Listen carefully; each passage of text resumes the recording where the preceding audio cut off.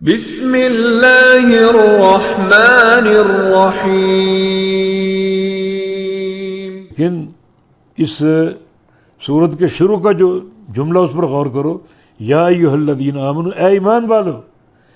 और ये इस ईमान वालों में असल मुखातब हातिब हैं। तो इस जुर्म के बावजूद अल्लाह ताला ने उनके ईमान की नफ़ी नहीं की, बल्कि उनको मोमिन ही कहा। तो माना ये हुआ कि बंदा अगर किसी बड़े जुर्म का भी इर्तिकाब कर ले तो ईमान से वो खारिज नहीं होता।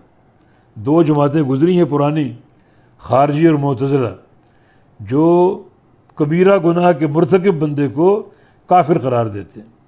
खारजी कहते हैं कि जिसने कबीरा गुनाह का इर्तिकाब किया वो ईमान से निकल कर कुफ्र में दाखिल हो गया, जबकि मुतज़िला का अक़ीदा ये है कि जिसने कबीरा गुनाह का इर्तिकाब किया वो ईमान से तो खारिज हो जाएगा मगर कुफ्र में दाखिल नहीं होगा, बल्कि ईमान और कुफ्र के माबैन एक मंजिल है, उसमें वो खड़ा हो जाएगा, रुक जाएगा। लेकिन दोनों जमातें ऐसे बंदे को ईमान से खारिज करार देती, मगर अल्लाह रब्बुल इज़्ज़त ने या अय्युहल्लज़ीना आमनू से खिताब करके उनके ईमान को बरकरार रखा और उनको मोमिन कहा। तो इसमें अहलुस सुन्ना और अहलुल हदीस के अक़ीदे की तर्जुमानी हो रही है और उनके अक़ीदे की तायीद हो रही है कि कबीरा गुनाह के इर्तिकाब से बंदा काफिर नहीं होता और ईमान से खारिज नहीं होता।